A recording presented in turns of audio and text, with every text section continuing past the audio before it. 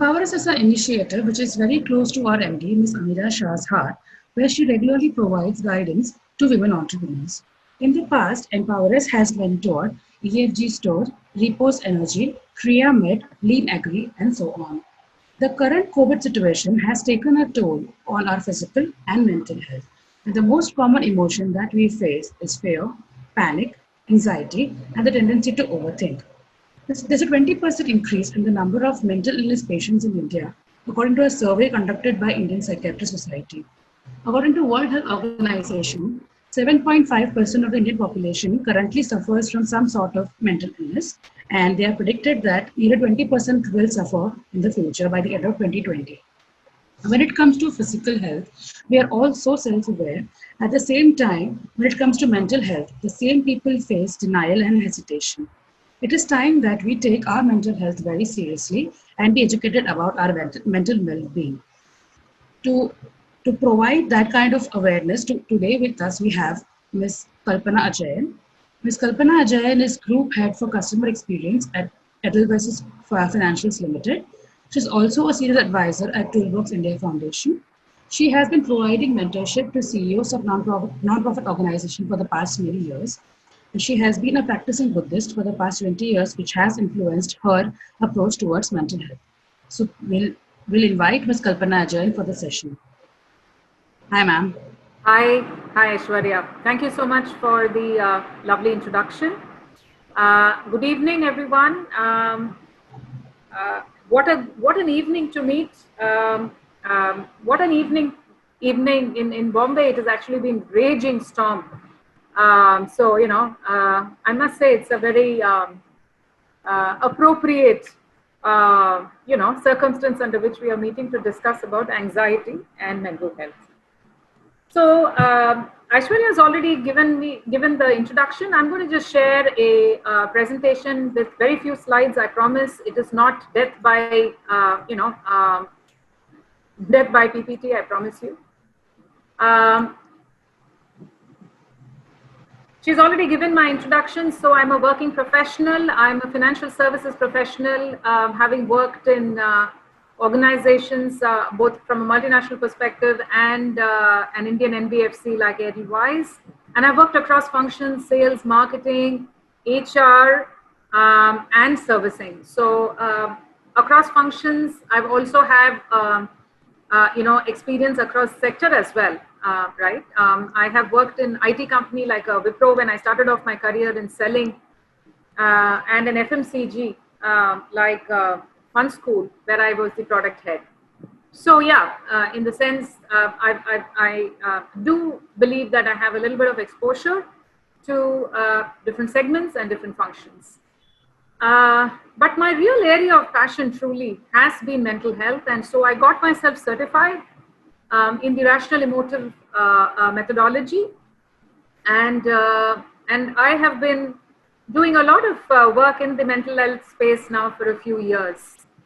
I've also been involved in organizations which actually provide capacity building support for NGOs. And in that, I had been asked to mentor CEOs of nonprofit organizations, which I found particularly rewarding. Getting to know about the interiors of Jharkhand, working with a sister, Marilena, and mentoring her to in the interiors of Maharashtra with a young couple who were doing some amazing work in the water space. But of course, my guiding principle and my moral compass, so to speak of, is my Buddhist practice, which I have been doing now for about 20 plus years. Let's jump straight into the presentation. So I want to start off with a Viktor Frankl quote. You probably are all very familiar with this quote, which talks about, Viktor Frankl, for people who are not familiar with him, was a Holocaust survivor in the World War II. And was a psychiatrist and an amazing individual, right? And as a Holocaust survivor, and when he was starting to write books about, trauma and crisis, the most, I thought, pivotal statement that he made about how do we approach stress is I think captured in these two lines truly. When we are no longer able to change a situation, we are challenged to change ourselves. So not to feel powerless in today's situation where it's I think probably unprecedented is the most abused word right now, right? Almost anybody and everybody is using unprecedented, but that is a fact. We do not have any rule book, any guidebook on how to face such a situation. The world has never faced such of a magnitude, and the speed with which it spread, truly is something that we've never seen before. So a lot of us are feeling and experiencing, the spectrum of emotions, starting from anxiety to, fear, all kinds of emotions. And I'd like to start by saying that, it's okay to feel this way. So what is it that I need to, how do we become open to change? So first is it's okay to feel this way. And the second one, to understand, therefore, if I can't change the outside, how do I go about changing the inside? So this is something that I wanted to start off with. I've sectioned today's presentation along two aspects.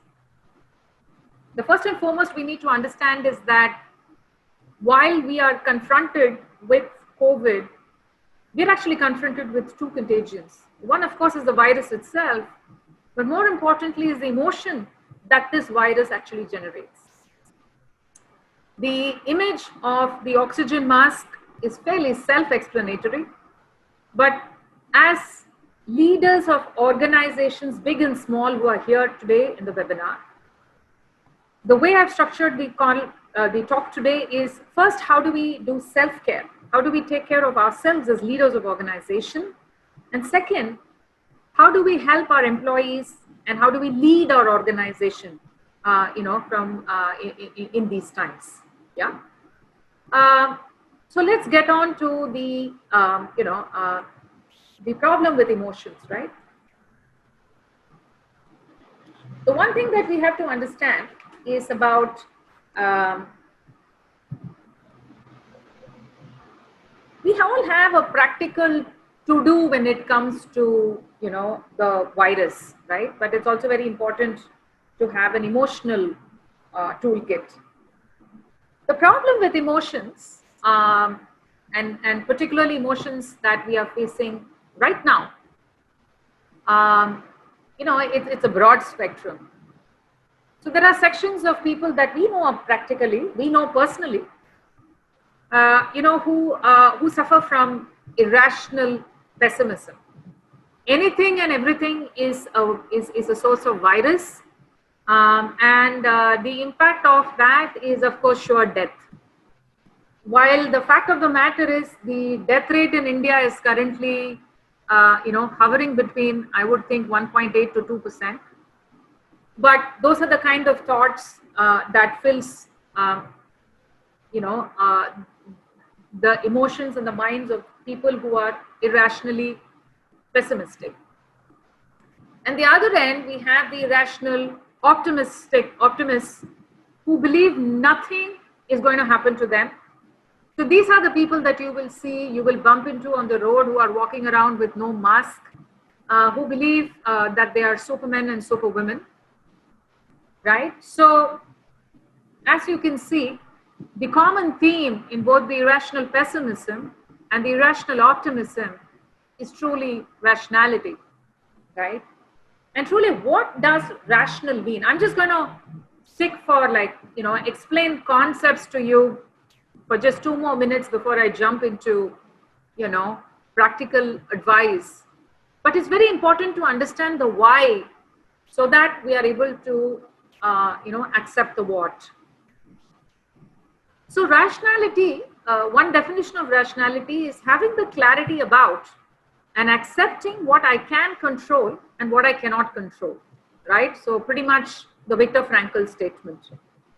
And by focusing on what I can control, I would be able to manage the situation. The second aspect about rationality is to also become aware of some of the insistences in our head. So let me give you an example. One of the insistence could be that, it could be, these are statements about our everyday life, right? So I will be happy if I am able to go out and meet my family. I'm making this statement again. I will be happy if I'm able to go out and meet my friends and family. No, not really, right? It would be good to go out and meet your friends and family, but it is not necessary for you to be happy or to make you happy. So this is these are some of the insistences that we all have in our life, big and small. As a CEO, one insistence could be, I need to know all the data, by 9:30 every morning. I need to know. Yeah, well, it is good to know. But if it comes at 10 or 10:30, given the challenges in the current environment, well, you could still make it work. So there are insistences in our thinking, both in our personal life and in our professional life. I have found this prayer by St. Francis of Assisi to be, we used to start our REBT coaching classes with this prayer every day. And this is a very simple prayer, right? It says, give me the serenity to accept things that I cannot change, and courage to change those I can, and the wisdom to know the difference. The key words in this is acceptance, courage, and wisdom, right? And we're going to be focusing on this. So what is it that I can control? There are only two things that I can control, right? My actions and my thoughts. I cannot control somebody walking on the road with no mask. I really cannot control his action. And I cannot control, Trump in his early days being completely irresponsible about, some of the policies that he was taking around COVID. I can't control those things. The only thing that I can control is my actions. So very clearly, these are some of the things that we have all been doing now for the last 4 months or so. Social distancing, hygiene standards, all of this are now default. We are all able to do it. I also think two very important, I'd like to suggest two important ones is, use this opportunity to connect with family and friends far more, because it can be a very lonely world right now. And so our ability to connect with family and friends is unprecedented right now, thanks to, calls like what we are having right now. It could be a Zoom call, it could be a Teams call, whatever it is. And the third practical tip that I have been giving I've been talking to a large number of groups on mental health. And the one thing that has resonated with a lot of people is about limiting the information flow. I'm a news junkie myself, don't get me wrong, right? I love my news. But the one thing that I realized in the last 4 months is that by listening to the news every 1 hour, it is not going to change the situation beyond a certain point. All that it is doing is building anxiety levels. So how do we very consciously limit the information flow? Is something that I would urge you all to focus on. Now, what happens when we don't control, and what are some of the symptoms that we must be aware of? Broadly, there are 3 physical health symptoms and 3 mental health symptoms, and pretty much everything falls under it. If you see huge variations in your sleep pattern, in your appetite, or in your weight fluctuations, you should be concerned. Now, does that mean that I'm not able to sleep tonight? Therefore, am I depressed? Am I anxious, anxiety prone? Not really. When will these things become an area of concern? When the duration, frequency, and the intensity of these symptoms, is way beyond normal for you, and over a period of time, say around 2 weeks or so. So if you're not able to sleep for, if you're not able to sleep more than say 4 hours for 10 days for 10 days at a stretch, then you must be concerned. If your either appetite has gone up or has gone down, both are symptoms, right? So one of the things that we must be careful about is not to panic and overreact, but to be mindful of the duration, frequency, and the intensity of all of these symptoms for us to take a decisive step forward and take action to manage that. As far as mental health symptoms go, these are some of the red flags that you must be conscious of. If there are too many frequent mood changes, if there is a deterioration in self-care and hygiene, and we start losing enjoyment in things that would give us a lot of pleasure earlier. It could be as simple as an ice cream, or it could be as simple as listening to a particular band of music, whatever it is, simple things, or even complex things that would give you great joy. Now, if we start losing enjoyment in these things as well, you should be concerned. So what is it that we need to be? So first is noticing these changes. Second is talking to people about it. So talk to family, check whether what you are feeling is indeed what is happening. It's a good counter. It's a good way to figure out whether, whether what you're feeling is not something that you are imagining, but what you're feeling and what you're going through is something that is very real. The second part about what I can control, and this is where I want to spend a lot more time, is my thoughts. I've used a deliberate sentence here, and I would spend some time in this when I sum it up, which is happiness is a decision. I read this very recently in a Buddhist study material, and it struck me for its simplicity, but at the same time, the focus being on empowering the individual. Happiness is not something that happens to you. It's not something that happenstance. It just happens to you. No, it isn't. We've got to be focused on it. We've got to work at it, right? So it's a decision. But I'm jumping the gun. Let me take you through step by step, guide towards how to handle my thoughts. So we said, be clear. I'm just reconfirming and reiterating what we have studied, what we have gone through so far. So being aware of what is it that I can control and what is it that I cannot control. And the irrationality and the insistence is something that we discussed first.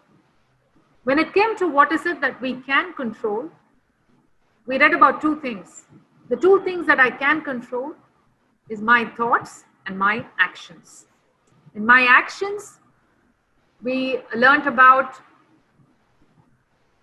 doing the simple things like limiting the news by maintaining social distancing, but far more importantly, to also notice if there are any changes, in our behavior or in our, in our habits.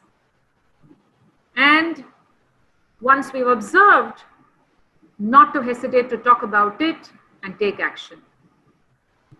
Now comes the second part, which is the far more critical one when it comes to managing emotions. Everything begins with your thought. Buddha says, what you think is what you are. If we go through life thinking that we are a loser, then we will 100% be a loser. If we go through life thinking that I am a winner and I am going to emerge from this situation unscathed, then guess what? You will be a winner. So all of us are very conscious of the words that we speak and the actions that we do. So karma consists of thought, word, and action. And everybody is very conscious of words and actions. But everything begins with thought. And so how do we first become aware of our thought? That's the first step. And for that, all of us need what we call self-awareness. This is a journey. In my 20 years of my Buddhist practice, I know the struggle that I would have in even owning my thoughts, right? So I would be very, very defensive about the negative thoughts and the worries. And I would think the only way to be happy is to, completely negate all the others. Very quickly, I realized that that is not a successful route. I have to accept the negative thoughts that come into my mind. It is okay to feel powerless at times. It is okay to feel overwhelmed at times. It's all right.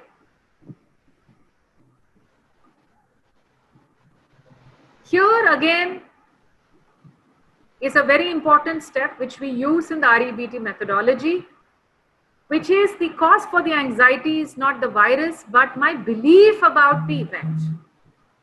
And therefore, the thoughts around the virus and my business and the fact that I either have to let go of people, or I'm doing a pay cut of people, or I'm shutting down some of my offices.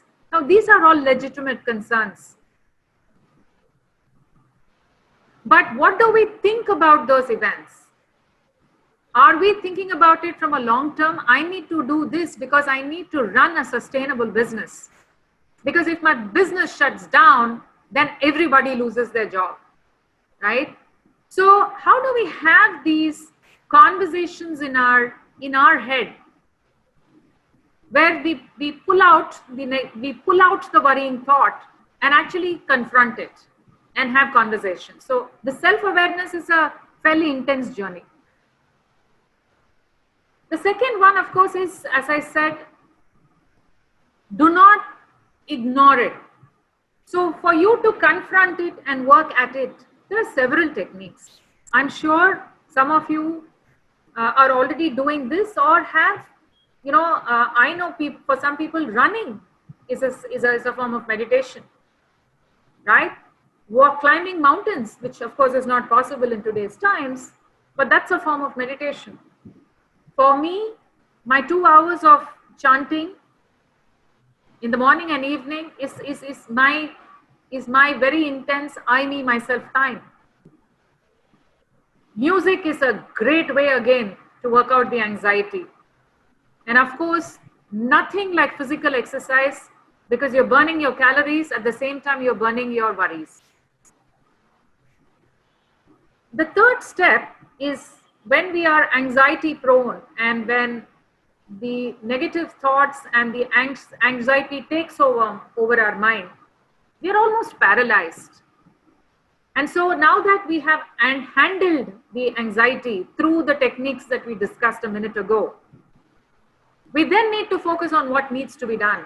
And I'm sure some of you or all of you are probably doing it. Very important to establish a routine.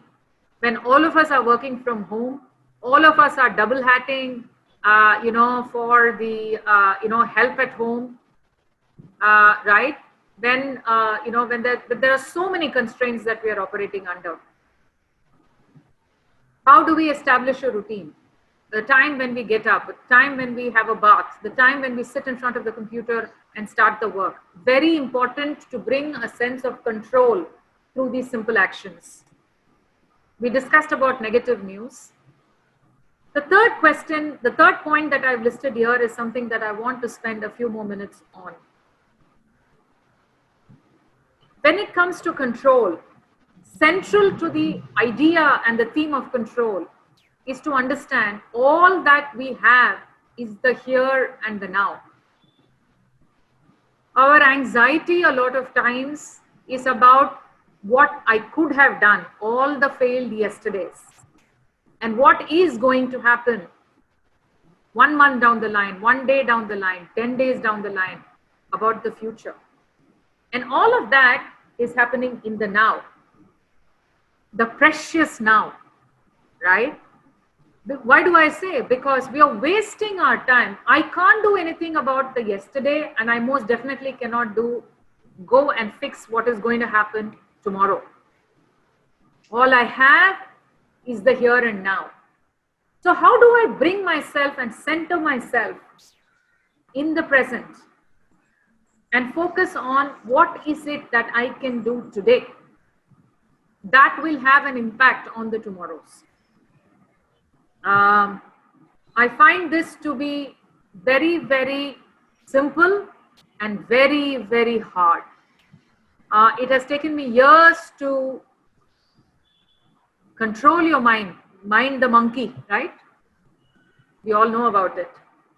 When constantly you're worried about, what's going to happen to family that is away, what is going to happen, to the economy, how do you be in the today and stay focused on, and more importantly, find the joy in doing what it is that we can do today.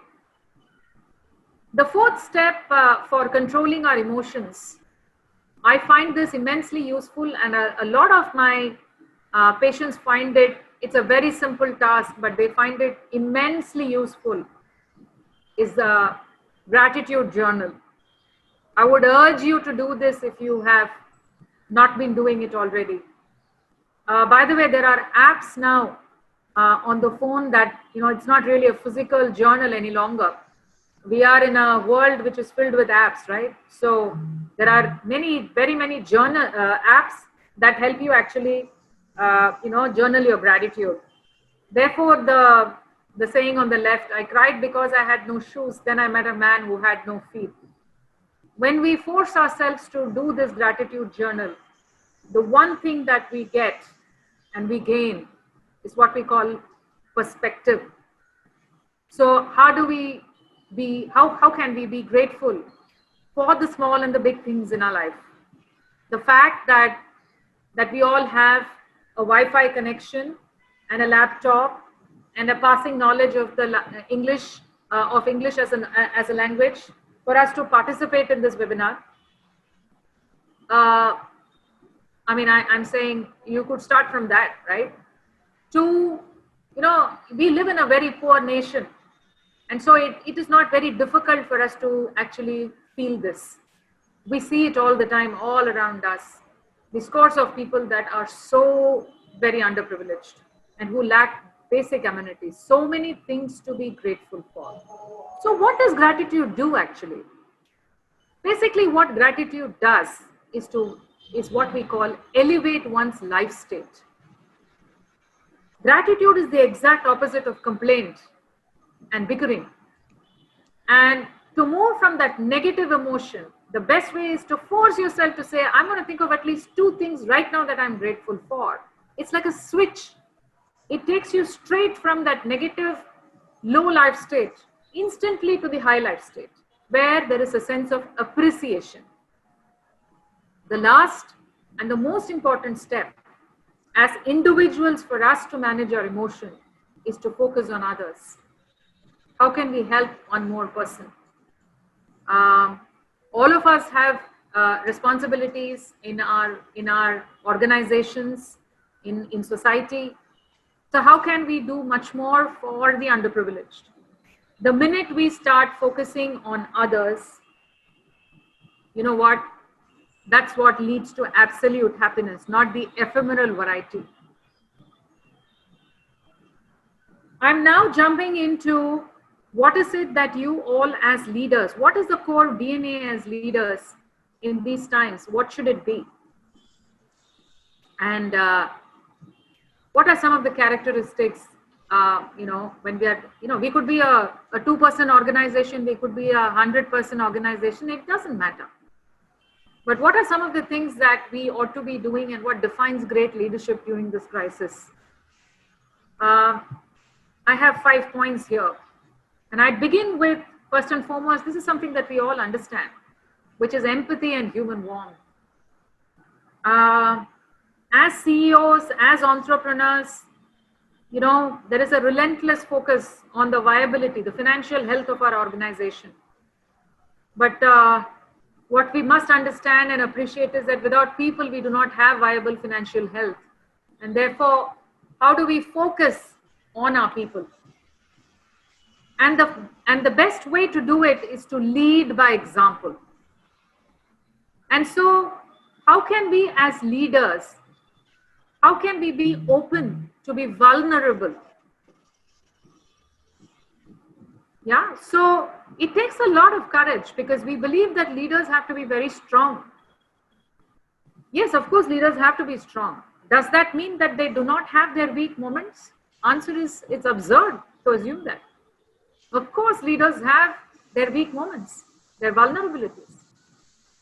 And as leaders, when we start speaking about our vulnerabilities or the inner conflict, especially when it comes to laying off people, etc., I've had to do that in my current organization. It was not easy to have these conversations with my team members.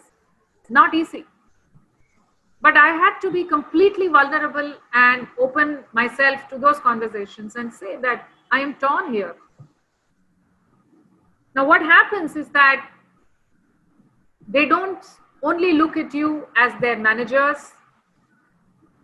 They realize that you care about them. So empathy and human warmth, I don't think I should spend too much time. I think we all understand what this is. But it's important to keep focusing and not remove the focus, okay, this has happened, it's all right, now let's move on. But to keep focusing back on this central element, because we don't know how long this is going to last. The second characteristic of great leaders, of course, is the decisiveness and the confidence in your team. Now, this decisiveness is a must for leaders. We all understand that. But I think also as leaders, we depend on a whole bunch of data. I want this report, I want that report, or I want this information. As entrepreneurs, you want to speak to this person, you want to speak to that person. I don't know, whatever is the system that you have. Now, we all realize very quickly, now that's a luxury. We do not have that in the COVID times.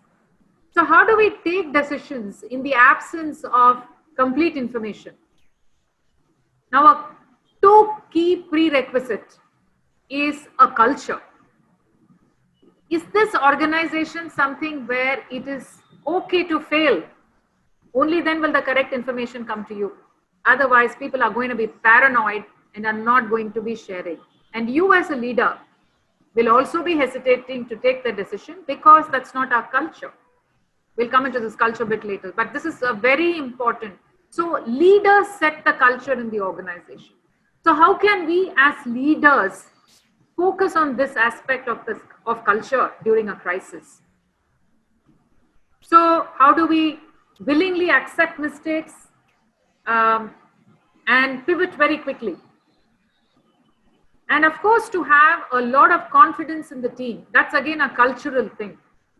Giving the opportunity and giving the responsibility to our teams to speak openly and the freedom to speak openly, right? All of this is something that happens only when we build this culture. Now, even if the culture did not exist in the pre-COVID times, as long as leaders, we remain focused on it, now that's going to lead to huge long-term changes as well. That brings me to the third point. I'd shared this with a friend of mine fairly recently. It struck me and it struck her as well. About resilience and flexibility, it says not being rigid. Strength and resilience we often confuse with obstinacy or stubbornness or being fixed in our ideas. Strength and resilience actually means being more flexibility, being more like a bamboo. When there is a massive storm, we all know that the bamboo is not the one thing that does not break, right? And so how do we build this resilience and flexibility in our organizations and in our teams? As leaders, are we micromanaging? Are we focusing on managing objectives rather than tasks? This is just one point that I thought I will throw it out here for you to consider. Do we give our teams enough flexibility, at the same time have oversight and have a culture in which it's okay to make mistakes? All of that is interconnected. The fourth and the fifth point I thought was very important for all of you here today as leaders of your organization. You know, as a CEO, you have a certain narrative that you started the organization with a certain narrative, right? Whatever it is. Now, this is the time for you to adjust that narrative, which is to talk more about your own purpose, your company's purpose, and the values that they stand for. This is the time. Never has been the time more appropriate than now. Which then leads to the fifth point, which is therefore, if you're going to be talking about your purpose and value, don't take your eye off the end game. So adjusting the narrative. So communicate. Talk to your people all the time. They should know, they should hear what you're thinking, what you're planning. Very important. A lot of times we become so task focused and we end up being very directive in our approach to management that we forget that we need to communicate. If we do not explain the why, a lot of times teams don't really own the task. So it's very, very important, to communicate. And of course, the kind of changes that we incorporate now will have a lasting impact in the company, the kind of future that you are, that you envision for your company, the kind of people and the talent and the kind of products that you want to have in your portfolio. All of that is probably going to be significantly different from, say, 6 months ago. So that brings me to the end of the conversation, and just to kind of sum it up, please focus on yourself first so that you can help your team members and your family. Communicate. There is no such thing called over communication, especially in times of crisis. This is a great opportunity for culture building, right? And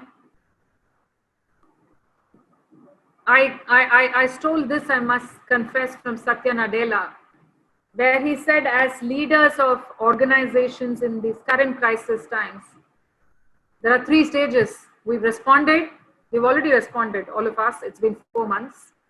We are recovering, but I think it's a great opportunity for us to reimagine our business. And finally, I'd like to leave you with this very powerful statement, that hope is not something that happens to you, but it is a choice. Hope is a decision. So I'm going to end this with a story about Buddha. So once, when Buddha is walking through the villages, he comes across somebody who abuses him, who shouts at him, who's very angry with him. But Buddha remains completely unperturbed. And he says, if you buy a gift for someone and they do not take it, then who does the gift belong to? So the person, that is that angry person in the village, then turns around and says, of course, it belongs to me, because I'm the one that brought that gift. So he says, that's the same way when it comes to anger, right? The anger and frustration that you feel, if you become angry with me, and if you feel frustrated, I do not feel insulted, and then the anger falls on you. So we should know what to reject and what to accept in life. So having that clarity then becomes very, very crucial.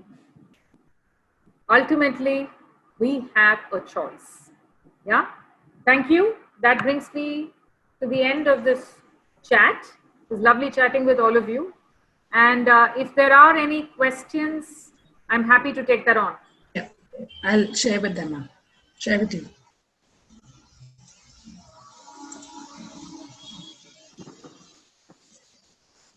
You could raise the questions on the chat and Aishwarya will be able to see it. Yes.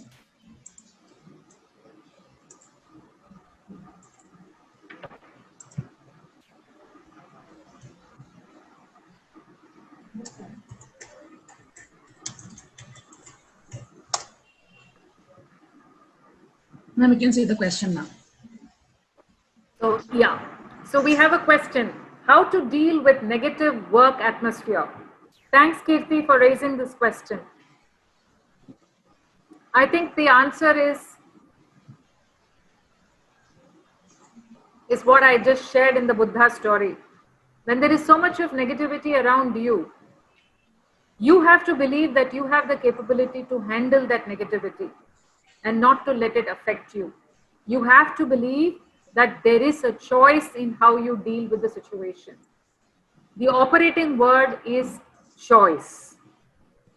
Now, if we believe we are a puppet and we are controlled by the people around us and the negativity around us, then we will be a puppet. But if we believe that we have the capability to remain unaffected by it, by not reacting, but responding, and there is a difference between reaction and response, as we all know, right? So that would be my advice. First and foremost, believe that there is a choice. There is negativity around you does not mean that you have to be negative. You can be the change agent there and bring about that change, bring about that atmosphere of positivity in your workplace. It just takes one person.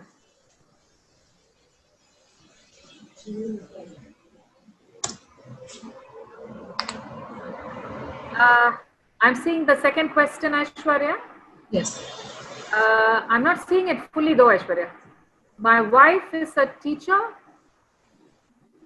Yeah. I'm just going to, I can see it now. My wife is teacher and 48 years. Oh, it's the same question? Yes. Sometimes she's aggressive, tips for her. My son is preparing for JEE, some tips. Okay.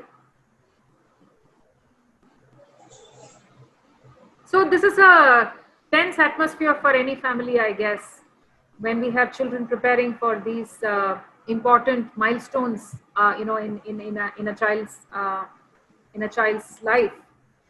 Unfortunately, in the Indian environment, that actually translates into the whole family's stage, right? While it is important, I think while it is important for him to prepare for JEE and do well, I think the biggest gift that we as parents can give is reassurance and confidence. That is the most important. So to have conversations with our children on a regular basis and to give appreciation and reassurance. So if it was a bad day and he got a bad score in one of the tests, it's okay. Work hard, learn from your mistakes, and ensure that you don't repeat. How can we be the ones that absorb their stress and not pass it on, right? And that's a very conscious decision. So parents play such an important role in this. So to say that yes, JEE is important, but that's not the be all and end all of life, right? We have lots of people who've gone to IIT and who have not done so well in life. And we have a lot of people who have not gone to IITs and have done terrifically well in life. So yes, while important to have goals, not to be obsessed by the goals. And when we are obsessed, then I'm not saying you are, but if we are carrying that kind of stress, then that passes on to our children. So how do we maintain this balance? To still encourage him, motivate him, but still, and not to pressurize him. That is something that we need to be, that fine tuning is something that we need to work on. But it begins with one thing, which is appreciation and praise. Nothing, that's the magic That's the magic. It's like a tonic. Children are like immensely, boosted when their parents say good job, right? I hope that answered your question, Pankaj. Any more questions, Aishwarya? Yeah, ma'am. My wife is the one that is above the sun preparing. Yeah, I addressed both of them. Okay.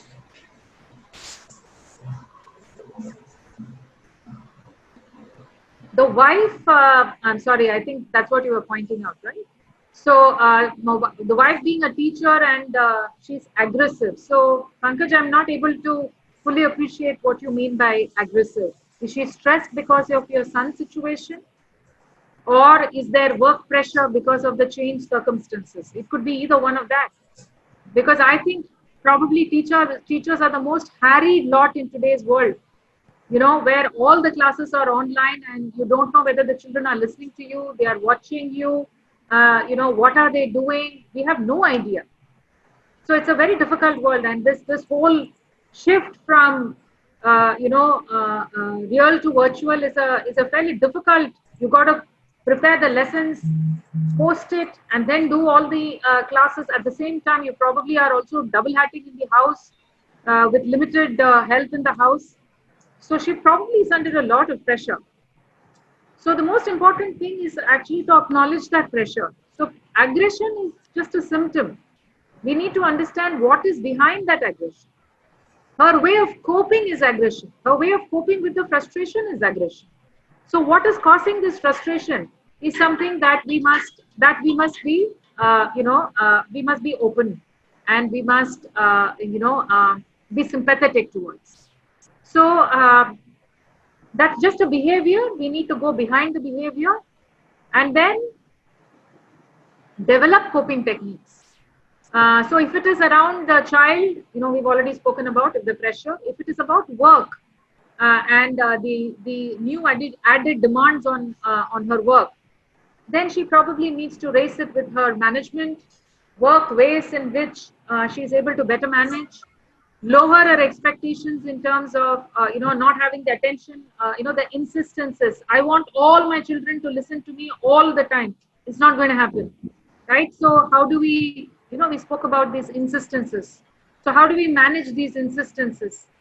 I would say these are the ways in which, as I said, I'm hazarding a guess in terms of the aggression here, Pankaj. So I hope I've answered the question.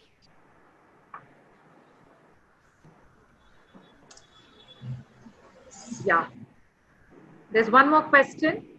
How to be mentally fit when a matured brain could foresee turmoil in job, which means that we are anticipating a job loss or a salary cut. How do we how do we handle this mentally? Okay. The only word that I would give you, Sajil, is acceptance. This is the new reality. A lot of people, just like us and around the world, are facing job cuts, are facing job losses. When we confront any problem, there are typically 2 or 3 stages that we go through. The first stage is called denial. No, it's not going to happen to me. When all the signs around us are saying that this is imminent, we go through life with saying that's our way for coping. So we go into this denial mode and say this isn't going to happen to me. It's going to happen to everybody around me, but it's not going to happen to me.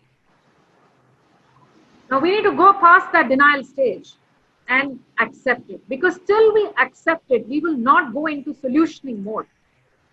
Only when we accept the problem can our mind start thinking about solution. So my advice to you would be, first accept this reality, and then is when, not going into the why, not going into the victimhood story. Why me? Why only me? But to quickly shift focus from the why to the what. What is it that I can do? Can I cut expenses? Can I move cities? Can I move jobs? Can I move houses? I don't know. whatever it is from an expense point of view that we can control. What is it that I can do from increasing my income, or look for another job, or take up assignments or projects. So when we start looking at solutioning, that's like the first step. And we have to understand the last step, which is the deep belief. There is going to be a post-COVID world. Though it is looking absolutely difficult for us to imagine, there will be a post-COVID world. I don't know when that's going to happen, but it's going to happen for sure. And when that happens, we will all be back to where we were. Maybe not immediately, but we'll get there. So to truly believe that that future exists, but what I have is the here and now. What is it that I can do? Not go into the why mode, not into, oh my God, why did it happen to me? Why is it happening to the world? We are then in denial. So my advice would be acceptance, solutioning, and belief.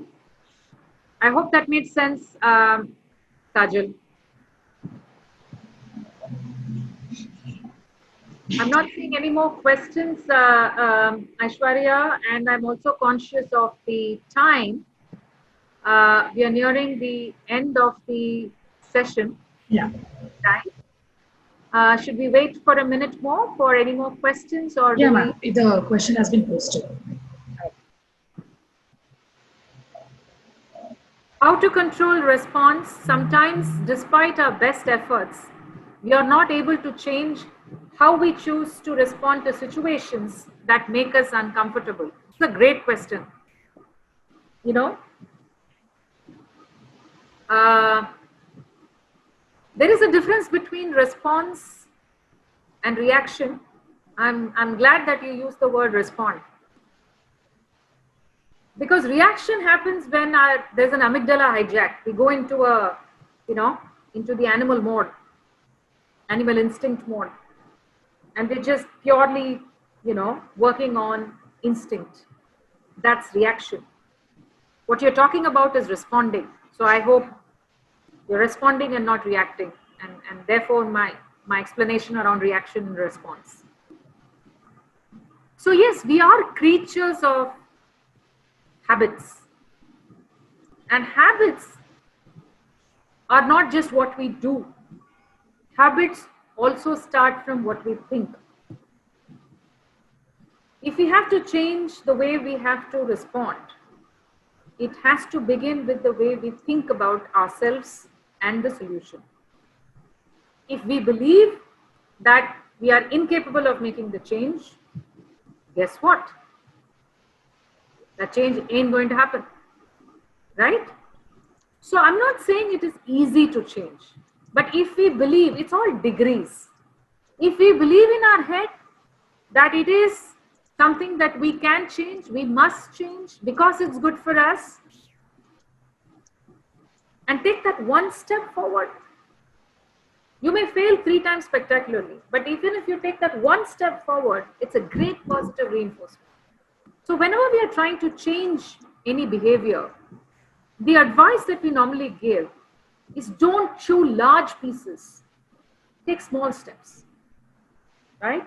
Because it's very easy to give up when large changes, it's very difficult to make those large changes, and it's very easy to give up when it doesn't happen. So start with the change in a small way, and be at it. By the way, be absolutely sure you are going to fail. Go with that certainty. So you will fail. But guess what? It's okay to fail. You pick yourself up and ensure you don't do it the next time. The problem happens when we start going down the spiral, when we start slipping in our habits. So be kind on yourself. Have the confidence and the thinking in your head that you will be able to make the difference, and understand what I think is what I am. And so therefore, if you believe that you are capable of making that change, you will be able to. I know it sounds simplistic, but actually that's all there is to making changes. Very interesting question. And I think this should be our last question, Aishwarya. What do you believe? What do you think? I mean, I don't know because we may not. Yeah. Yes, ma'am. It's the last question. I have lied about my career and my exams to my parents and also my in-laws. And I failed in exams because of high expectations and I am in depression because of it. Please help. This is the last question. Thank you for raising this question and the honesty behind the question. I hear your pain and I really feel the pain. It is not a difficult, it's not an easy situation to be in. So these high expectations and not meeting high expectations is a difficult burden to bear for anybody. So the question is, why did we fail? Is it because of a lack of preparation? Is it because of a lack of ability? It is not something that we want to do, but we are kind of forced to do. And so therefore we really don't like what we are doing and therefore not really very good at it. Or is it because of some other extraneous reasons we fell ill? Or the third or the fourth one can be, it's because we were lazy and we didn't prepare enough.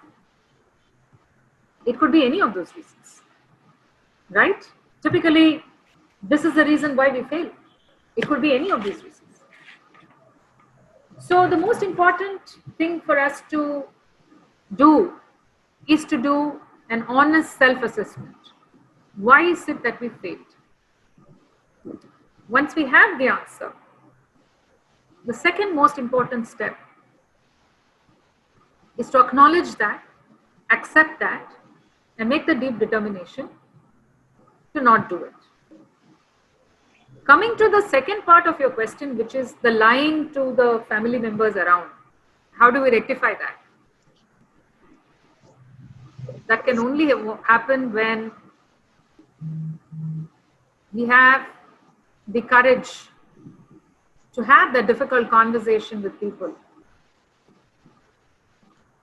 See, how they are judging you is never going to be as bad as how you are judging yourself, right? Right now you are where you are judging yourself the worst. So what they are going to or how they are going to judge you is not going to be worse than that. So what are you scared of? You are not meeting your self expectations first. Leave alone the others' expectation, right? So own that. And say, I feel equally bad about it and I'm really sorry about lying. And understand what are the consequences. Like, I mean, because of this not passing the exam, what are the consequences? I mean, is it, I don't know the details. Is it some kind of a professional qualification that has implications for your career, that has implications in your study? I don't know. But the point is you can't keep this lie going on for too long. And that is what is creating the problem in your life right now and the depression. The freedom that you will have once you have an open conversation about it, I promise you, you may feel bad, they may feel bad for a few days, but the relief that you will feel once you've had the discussion cannot be compared. So I would urge you to have this conversation to relieve you. This is like Buddha says it's like the hot charcoal that you are holding in your hand. Only you know. You need to throw away the charcoal. That's your responsibility. Right? So this deep regret and this remorse that we are feeling is this hot charcoal that we are holding in our hand. So accept that you're holding the charcoal, have that honest conversation, deeply take responsibility for your life and do that self-examination to figure out why you failed and take the corrective steps. It's a step-by-step approach, but first and foremost, it begins with your determination to overcome this problem and not sweep it under the carpet because it is doing you absolutely no good. Right? On that we all agree because you have very clearly stated that you've been suffering from depression. I hope that answered your question. Yeah?